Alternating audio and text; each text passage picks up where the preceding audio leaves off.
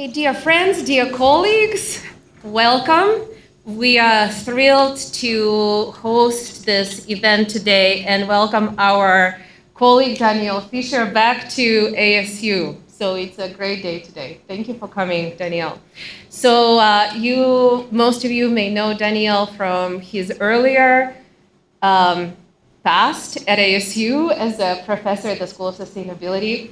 But Danielle now is a full professor of sustainability, education, and communication, and chairholder of the UNESCO Chair in Higher Education for Sustainable Development of Leuphana University, Lüneburg in Germany. And Danielle also is just an amazing scholar. We have done a lot of work together while he was at ASU, and he kept the connections not only with faculty, but also with his graduate students and also with some of the communities. So it's really wonderful to have you back. And so we would love to express gratitude for keeping the connection now and in the future. And on this note, I also wanted to thank our Regional Center of Expertise on Education for Sustainable Development, RCE, which is hosting this event today. And another important note, Danielle was one of the people who co-founded RCE here at ASU with a group of colleagues from the School of Sustainability and Teachers College and other units. And we are co-hosting this event also with Mary Lou Fulton Teachers College and School of Sustainability. So it's a wonderful collaboration that you, Danielle, brought together today. So thank you for being here, and it's over to you now. The topic is redoing sustainability education towards a needs-based approach. Thank you. Thank you very much. Thank you for the nice introduction. And for the warm welcome. It's a pleasure to have the opportunity to talk to you today about some of the work that we have been doing recently, or over the past years, actually. So I would like to thank the RC for giving me this opportunity, and for all the supports, to all the support staff for making this possible, even at last minute here. So it's wonderful to see so many well-known faces. I think most of you I know from the past. I'm also glad to see a few new faces here in the room. And this is actually my first return to the US since I left about 4 years ago.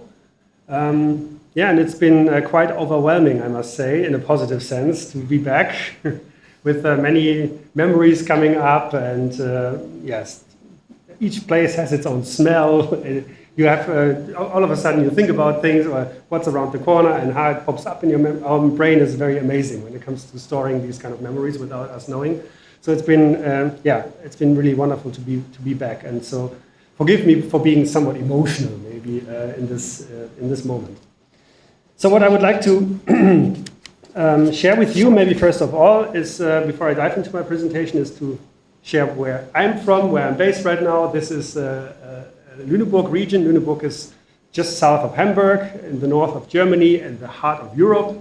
And Lüneburg is not only known for its university, but also for the heath that you see here. So it's an extensive area of heath, and that is a big tourist attraction when the heath is in bloom in August. So if you ever plan to come, August is a good time of the year to come to Leuphana.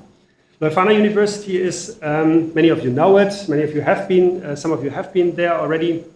It's a fairly young university. It has been merged with the University of Applied Science about 20 years ago. It ranks quite well in the young university rankings, and it really has a sustainability imprint from the beginning. So we've been environmentally management audit system certified since 2000 already, climate neutral since 2014. Our university was awarded the National German Sustainability Award in 2023. So it's really a place where sustainability science is also being practiced. And we also have extensive collaborations, which is important to mention here in this RCE context, with the city of Lüneburg. So we had projects, Lüneburg 2030 plus, with many students, seminars, and courses, just like you also have here at ASU.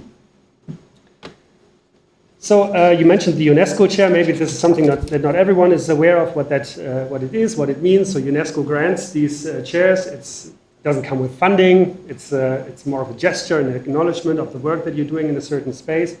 And it is also a commitment in the future to align your work and support with your work the mission of UNESCO, which is about intercultural dialogue, peace making, and sustainable development.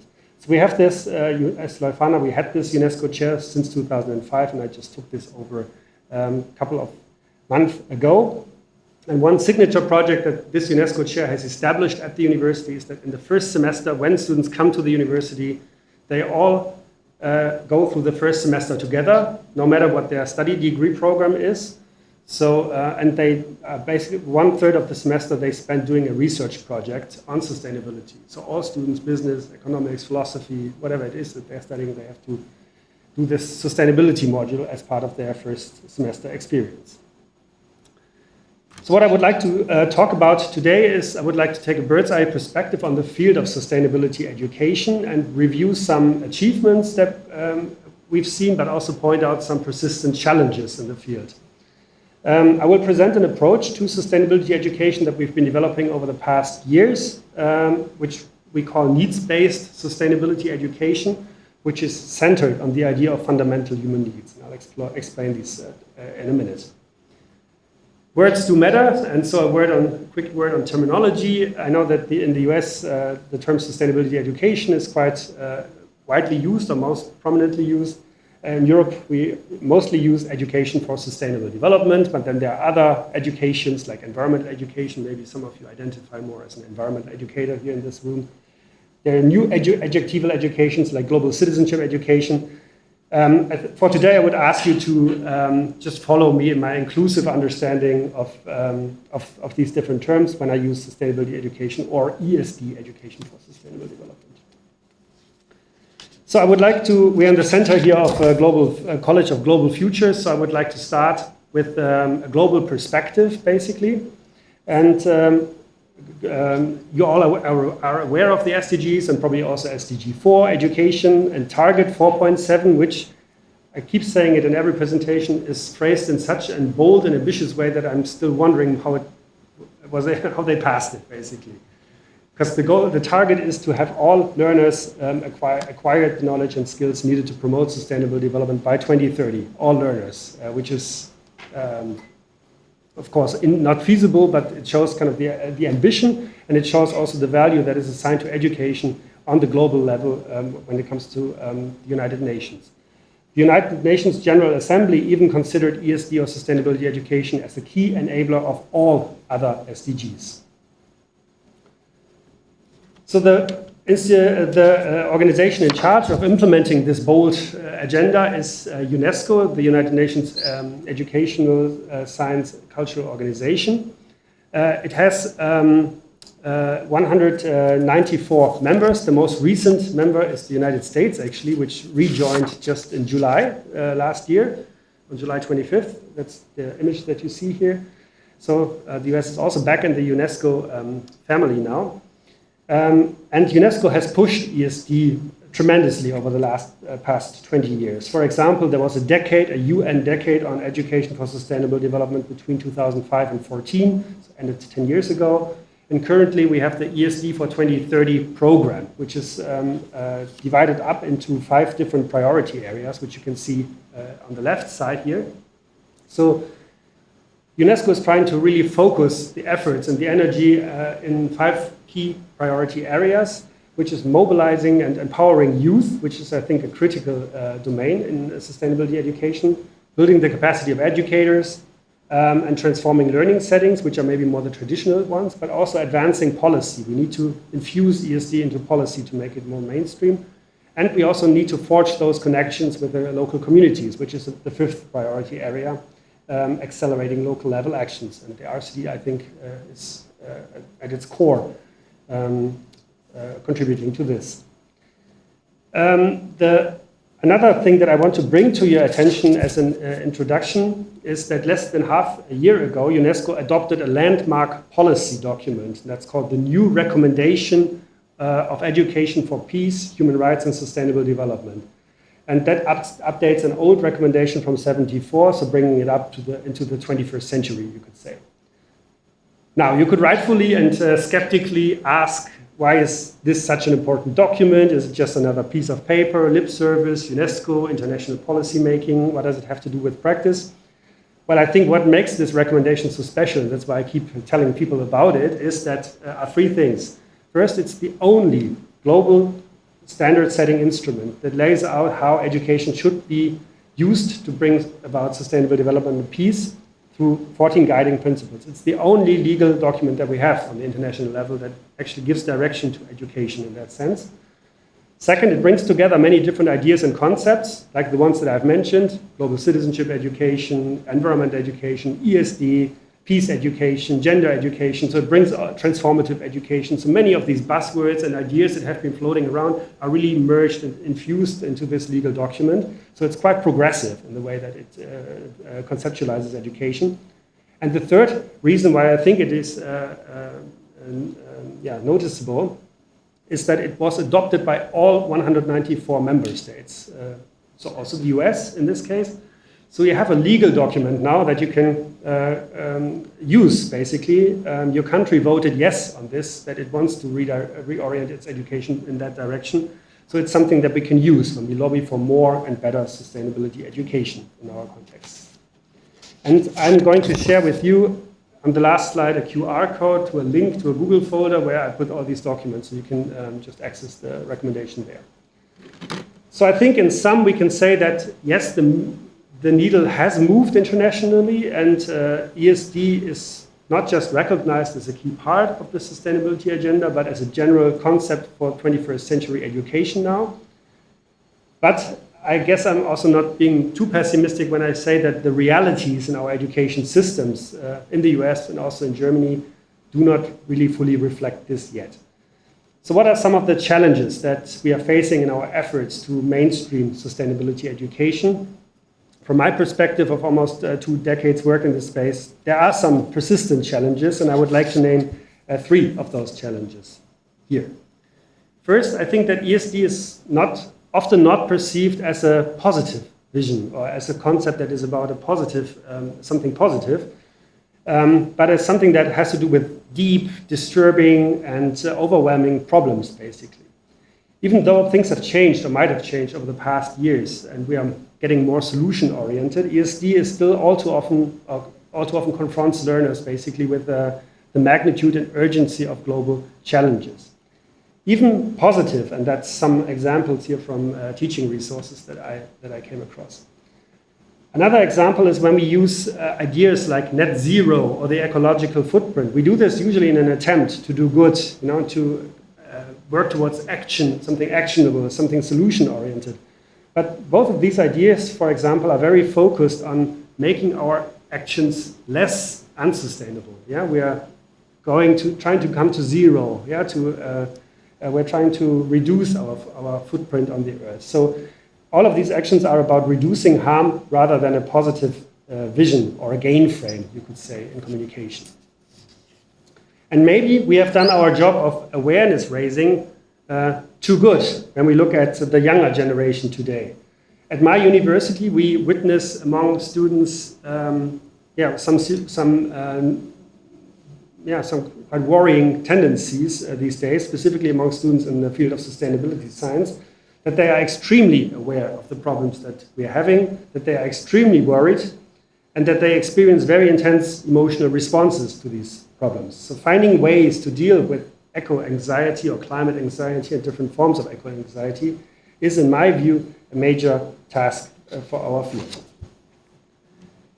A second challenge, persistent challenge, is linked to broader social tendencies of ideological polarization. Sustainability has always been contested from the beginning, and I would argue that it has to be contested because it is a regulative idea, like freedom, liberty, that needs to be filled with meaning and with life. In that sense, it is good that there is debate about what the right measures are and approaches are, for example, when it comes to very specific actions like universities going plant-based, like a student movement from the UK recently demanded. The problem, however, that I see with this is that these are often not fights over, or people are often not fighting over what is the right measure, what the right measures are to reach a certain goal that we have agreed upon. but that debates focus only on specific actions and measures alone in an often very ideologically loaded way, leaving no space for deliberation about what sustainability could or should mean in a local or in a community context.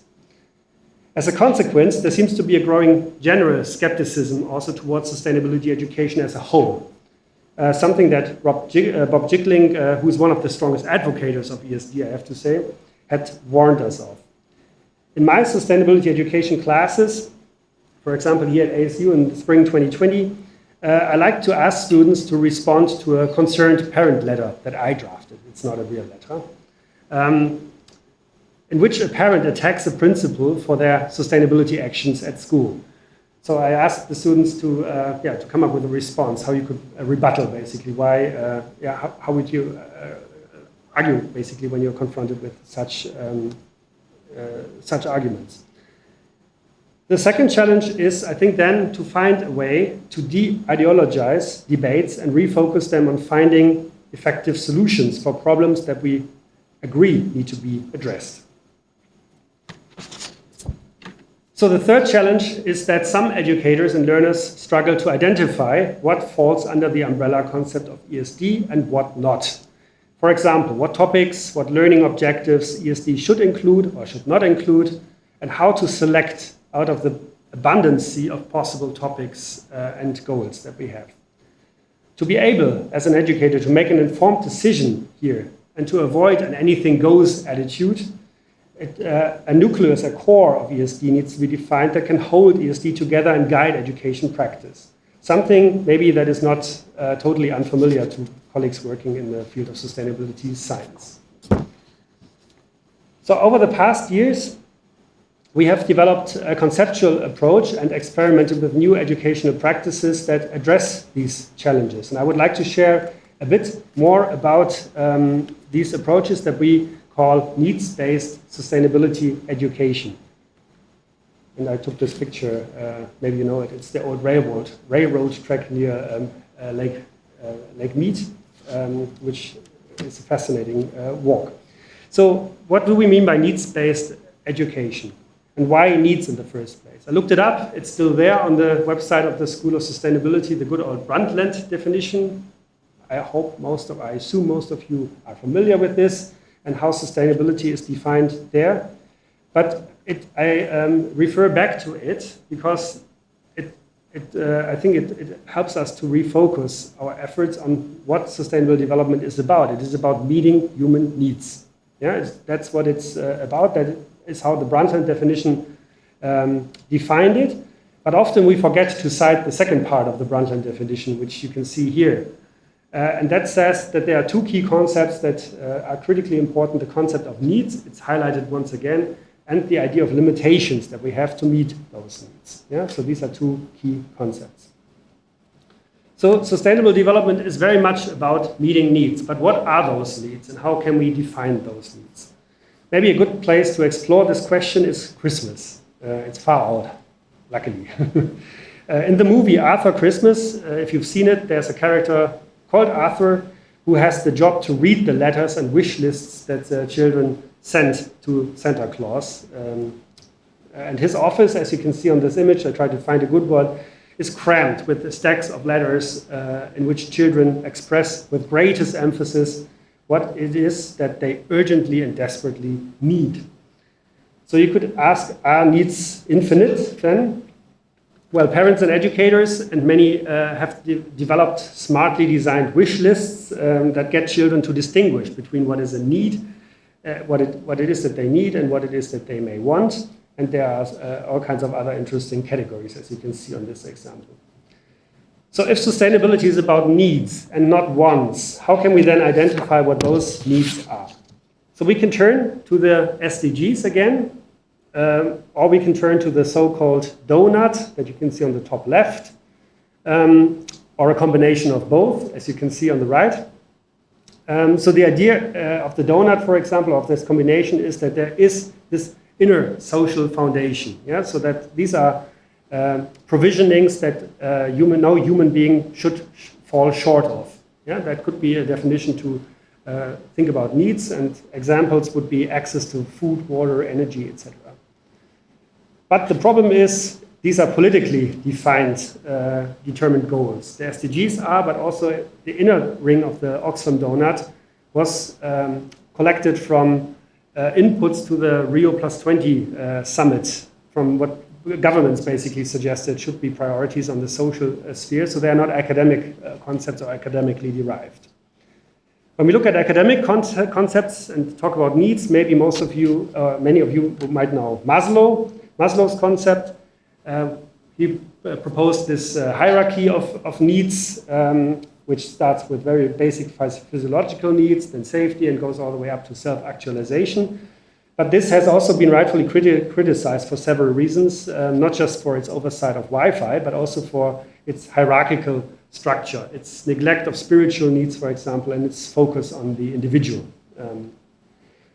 So what could be a starting point then to explore human needs? We, in our work, have used the concept of fundamental human needs, which was developed by Manfred Max Neef, we use that as a starting point.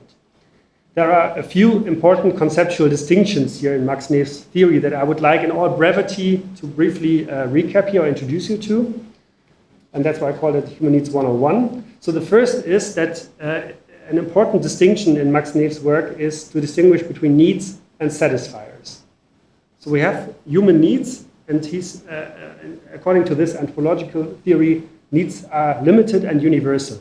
So people 1,000 years ago had the same needs as we have today, and they are no matter where they lived, basically. That's the assumption here. What changes over time and across cultures is how we satisfy those needs. What are the infrastructure that we build? What are the social rules we have developed? How do we build societies in order to meet those needs? So that's an important distinction to distinguish between needs and satisfiers. The second is that not all satisfiers are equally good at satisfying our needs. And Max Neef distinguishes between different types of satisfiers. You can see in red here those satisfiers that might not actually do us good and lead to a sustained needs satisfaction.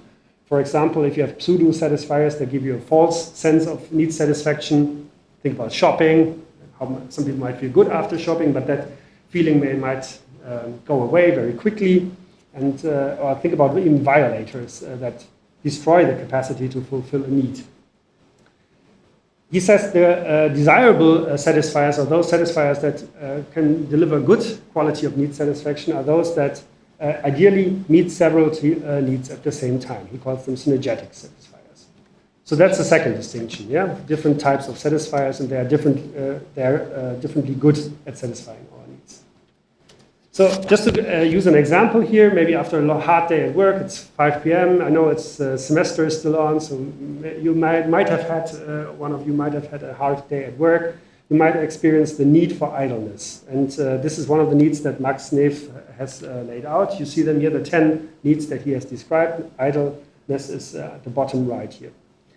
So if you think about your hard day at work and you want to meet your need for idleness, there are different ways, different satisfiers that you could think of as options. Yeah, you could go to community college and take piano lessons to relax and wind down.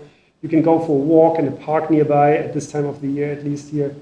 You can go out for dinner with a friend. Yeah, you can turn on the telly and watch a random show. Yeah, or you could use drugs. Yeah, if you want to, if it's all too much and you feel that this is helping you. But you will already see that these satisfiers have different qualities. Yeah? Using drugs might not be good for meeting this specific need and might destroy the possibility of many other needs to be met. And also you can see that these satisfiers have different material implications, yeah, in terms of sustainability. And I'll come to that in a second. A third distinction that Max Neef does in his concept, and that's why we preferred it also over Maslow's, is that need satisfaction must be thought of within yourself, that you as an individual are able to satisfy your needs, but also that others are able to satisfy their needs, and that we are also considering the broader environmental implications of our needs. The last thing is a categorization, and that is not too important here to understand, but I just wanted to bring it up, that he says satisfiers can be of very different kind. And I already gave you a couple of examples here with a relaxing example. But satisfiers can be certain qualities that we have. If we are being gentle, yeah, this might help us meet, or other people meet certain needs, if people are more gentle. We can have material goods and services that are satisfiers. We can do certain things and have certain actions, certain activities that can be satisfiers, and we can create settings in which we live, love, and work, as the WHO defines settings, where we interact with each other, which can also be satisfiers. So satisfiers must be thought of very broadly. It's not just goods and services that we can purchase on the market. Yeah? So, and in sum, Max Neef has a very interesting quote that I want to share with you, because he says that cultural change, which we are working towards, right, with moving towards a culture of sustainability, is nothing else than dropping a certain set of satisfiers in favor of another and replacing it with another set of satisfiers. So that's an interesting, I think, thought to pursue. So Max Neef's work has been used in research. I'm not going to go into this in any detail. I just wanted to show you a couple of papers that have used his approach, and recent papers, so it has also there's growing attention or increasing attention that is being paid to his work. It has been used to model need satisfaction. Yeah? What is the level of energy that is required to meet human needs with using satisfiers that have proven to deliver a good quality of need satisfaction, for example. So Julia Steinberger, for example, has done quite some modeling work in this domain, working on energy. Others, colleagues have worked with, have explored in a qualitative approach how parks deliver need satisfaction in Asian countries, having public parks where you can, that you can use, what needs are being met by these infrastructures and settings. So there's work looking at exploring kind of efficient ways of meeting needs.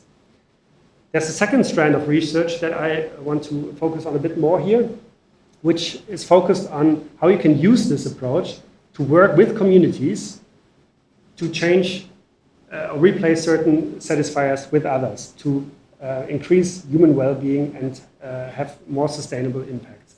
And that is called human scale development. That's how Max Neef developed it in the 1980s, 1990s in Latin America. And back then it was quite a political move also, because he wanted to work with those local communities and bring ownership and agency back to them when it comes to defining what development means, should mean, and could mean in their context.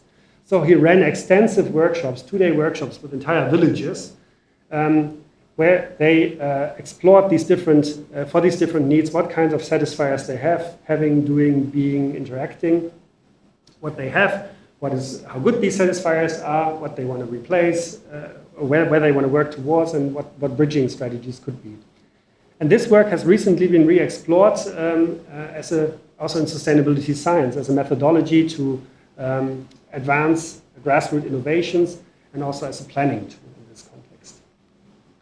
So I want to give you one very short example just to show you how that has been more recently. 2010 is also a few years back already, but how it has been used in the field of sustainability science. That's work by Monica Guillen-Rojo.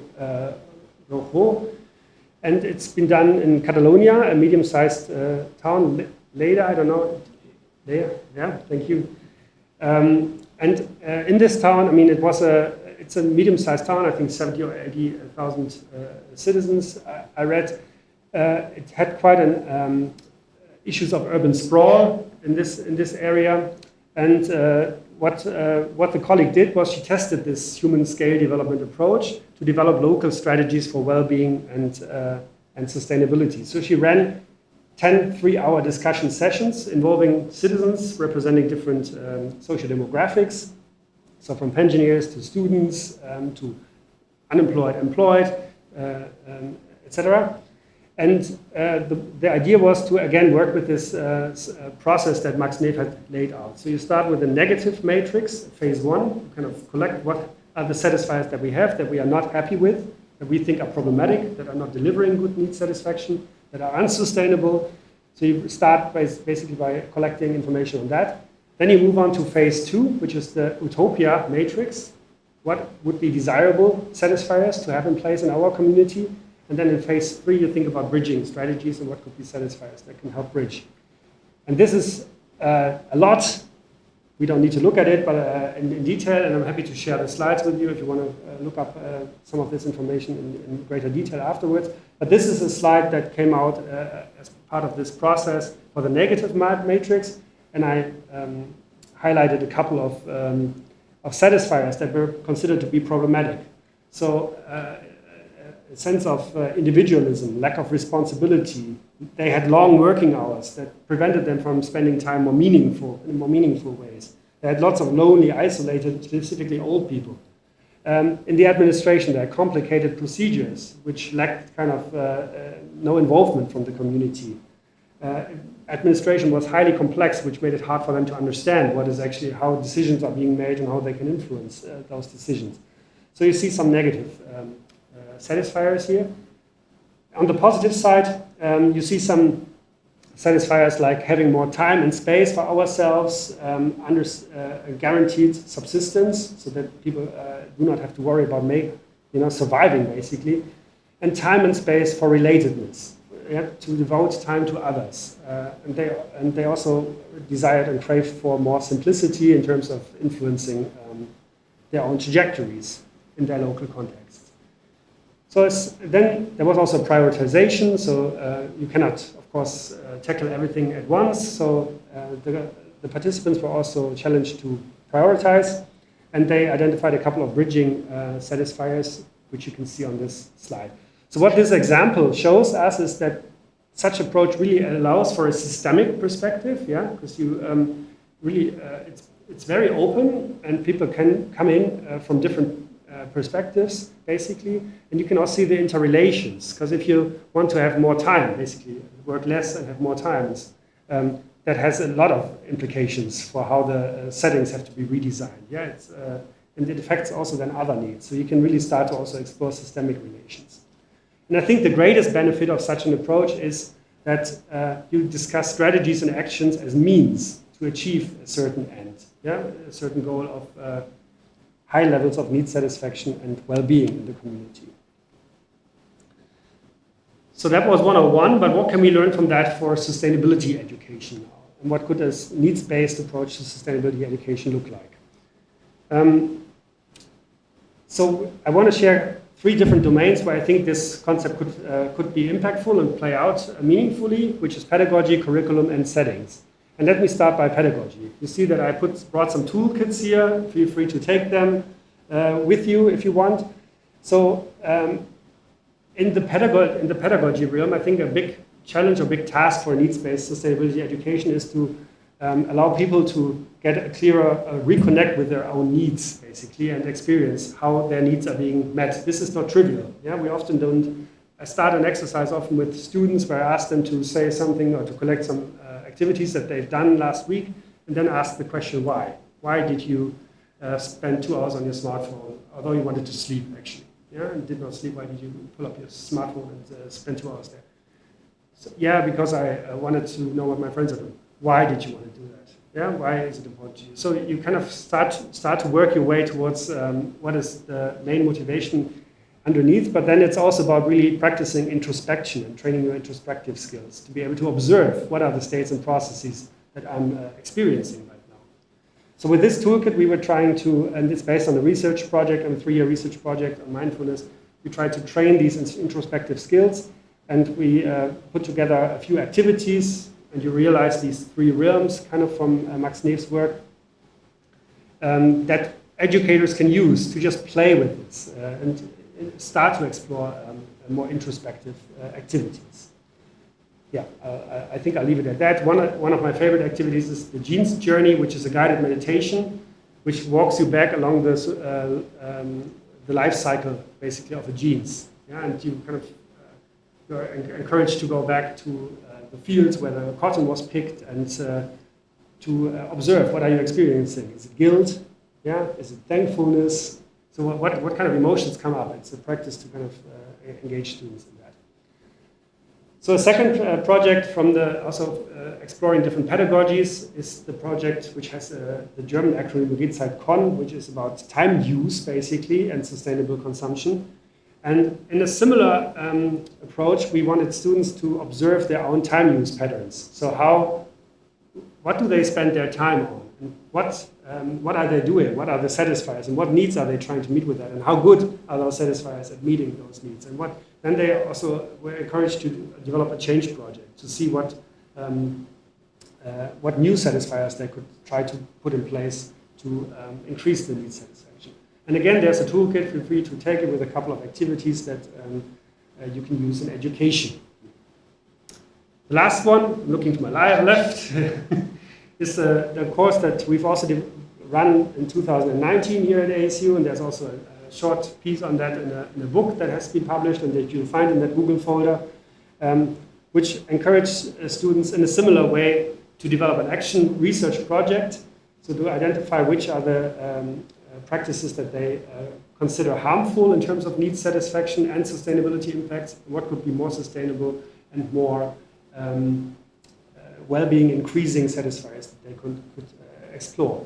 So this was basically what we asked them to do in the course, questions to ask, and then we had this change project where we wanted to steer towards quadrant 1 here. Yeah, so needs satisfiers that provide high quality and have sustainable impacts. So some of the things students said, you can see here. So they found it quite difficult to evaluate current and desired behaviors, and found it also noticed systemic barriers to needs satisfaction. For example, dependency on cars to come to campus was one of the issues I remember. But they also experienced a sense of agency that yes, they can tackle things that they felt unhappy with or had a slight discomfort with. So they had an approach to tackle that. And they also started to value their subjective experience as something that is relevant, maybe something that we teach out of them at times in university, but it has a role to play, of course, in how we transform towards sustainability. So the second example from curriculum, you can use the needs approach also to design curriculum, and I want to share an example from my university now. I'm teaching in the teacher education field now, so it's a bit different, and I'm teaching pre-service elementary school teachers, so for the little ones. And in Germany, you have to study a specific subject, like math, English, and there's one subject that we have in Germany which is called Sachunterricht, which is a combination of issue, phenomenon, thing, and education. So it's a very broad interdisciplinary subject, and it leads kind of to science education and social science, social studies. And in that subject, we have tried to use this approach. So what we have to teach in this subject is we want to expose students to these kids, basically, in elementary school. We want to expose them to different perspectives. So we want them to get a sense of the historical dimension, yeah? How change came about, what the place was like in the past. Technical, which is STEM education, you could say, natural sciences. Geographical education, how space is designed, and also the social sciences. So we want students to be confronted with these different perspectives and to connect these perspectives to their everyday life. And that is challenging when you do this with children, yeah? Because you have to avoid that you just circle around kind of the everyday lived experience of students, or that you come too strongly from the academic kind of side. So it's really a balancing act to kind of connect, yeah? How you can take a lived experience and try to kind of reflect it from a certain perspective. And what we try to do in the curriculum now in our teacher education program is we use the needs-based education approach to make a connection. And I'll give you one example. So one typical question that children might ask would be, why do I need to go to school in the first place? Yeah, why is it required? So you can put that question in the middle, and you can explore through a needs lens. Yeah, what are different questions that you can bring up and to address these different perspectives. So, for example, to start from the bottom left, you could ask a question: mandatory schooling, does it infringe our freedom? Yeah, are we less free because we have mandatory education, or are we more free? Schooling as an enabler of social mobility, you can be better off maybe through schooling than without. You need, of course, schooling also to make a living. So subsistence, the need for subsistence, that's why it's important. Schooling is also was used as a way of state and nation building, and to also help us meet our needs for protection in that sense. So you can ask very different questions and try to use this framework kind of to understand what needs is the satisfier of schooling actually trying to meet, and how good is it at meeting those needs. So that helps to bring things together and to integrate things. So last thing is the setting. And I've mentioned before that ESD has been recognized as a key enabler of all sustainable development goals. But I think we must start with the very settings we teach in and we learn in, and transforming them, basically, before we think more broadly about transforming our education systems. So we could ask, in a whole school approach, if you develop the entire school and to look at all different facets of the school, you can ask the question, like, how prepared are our educational settings actually to allow learners to meet their needs? And if you think back, protection, subsistence, understanding, participation, the idleness, as a need. So how can we move from just educating about need satisfaction to redesign education settings in a way that they deliver need satisfaction to students in a sustainable way? And you might have seen this chart. This is just an example of what a whole school approach could look like, or different areas that a whole school approach could tackle. And I'm not going to go into all of these, but again, if you look at it from a needs perspective, and you don't need to follow all my weird arrows or lines, but I just wanted to show that there are connections. School gardens, they can help us to meet our needs for subsistence. We can grow our own food. We can have, of course, different concepts like global citizenship and internationalize our classrooms to also help students to understand. You can have student councils and encourage and nurture student participation in decision making in schools, which addresses the need for participation. So there are very different ways of using this approach to really ask the question, is the setting actually as good as it can get to meet the needs of the learners? And in past projects, we did something like that with students, where we had used participatory intervention planning with students to develop projects. And I think walking through a step where you can really analyze your own education institution, where you can come up with suggestions, what should be changed, and where you implement these suggestions, that can meet several of your needs. For freedom, for identity, for understanding, for creativity, participation, etc. And these are some examples that came out of this. So students developed a thrift store within the school premises, a bike repair store. They started running their own cafeteria with sustainable and vegan products in this case. So all kinds of different activities that developed or resulted basically from such an analysis. And the last thing I wanted to mention when it comes to settings and the critical question of how good our settings are at meeting needs is assessment. So we have, on average, if you look at these numbers, I think it's daunting. We have 66, 2/3 of all students from OECD countries, across country, reporting feeling stressed about poor grades. We have 59 students report that they will be worried that taking a test will be difficult. And 55 say that they are anxious about school testings, even though they are well prepared. So what are we doing with testing to students? And I'm not advocating for a complete abandonment of testing, but it must be possible to ask a question and explore this a bit from a needs perspective, what is happening here. And the question then is, how can we use assessment in a way that better reflects and supports the aspirations of ESD, rather than jeopardizing it? And again, Jordan, sorry to highlight you twice, but Jordan's work, PhD work, which is about to culminate next week, was exactly about this, about assessment. So you ran a course with undergraduate students where they had the opportunity to co-design their own rubric that they would then be tested on.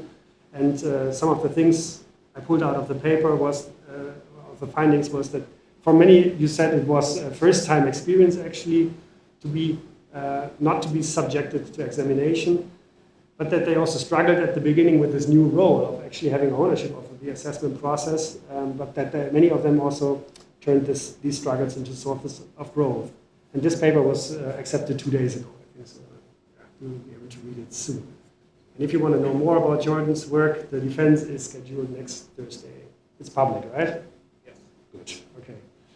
So I think that was great work in a very important domain of sustainability education.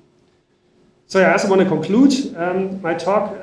I set out identifying some persistent challenges in the field, with anxiety, problem focus, with the contestation, the ideological polarization, and also the difficulty to put a finger down on what actually is sustainability education and what it is not. So, and how do we avoid that it's kind of an anything goes approach. So I think with the approach that I wanted to share with you today from our work on needs-based sustainability education, it has the potential, I would say, to overcome this very problem focus within the field, because it is we're working towards something that is a positive vision. Yeah, it is about increasing, making our needs satisfaction better, rather than just focusing on problems. It has also the potential, I would say, and it's work in progress, so that is to be proven. It has the potential to help de-ideologize the debates that we're having, where we have a veggie day and people jump on it and fight over it, if it's a good or a bad thing, because it allows us to focus on what are the satisfiers that we need in the future.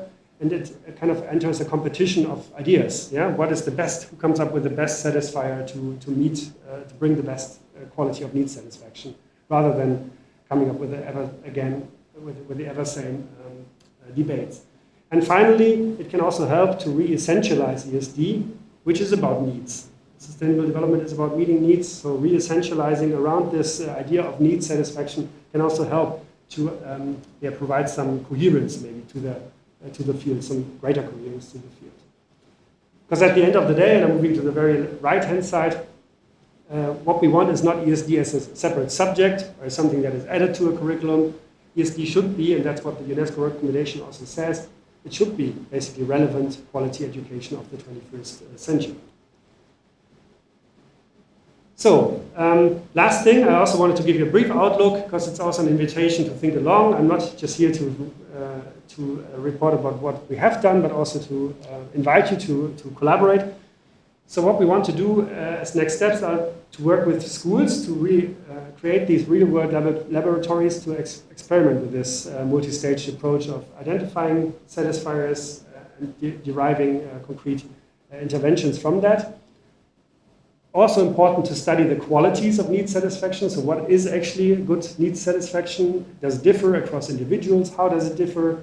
How can we better understand what quality of need satisfaction is? And this is, I think, specifically important for the RCE. We also want to work towards bridging the school-community divide by not just looking at the school as a setting, but also within the local neighborhoods, within the local communities. How can we work with residents there to identify, or to work towards improved need satisfaction and human well-being? An open question is also to us how you can more strongly bring in non-human needs, which are increasingly recognized and increasingly important in this concept, which was originally very focused on human needs. And yeah, that's my last point, invitation to a cross-cultural and international collaboration on that. So if you have ideas, if you would be interested in joining or discussing this further, I would be very, very happy. This is the QR code with some of the materials, and I want to thank you for taking time out of your busy schedules and joining this talk.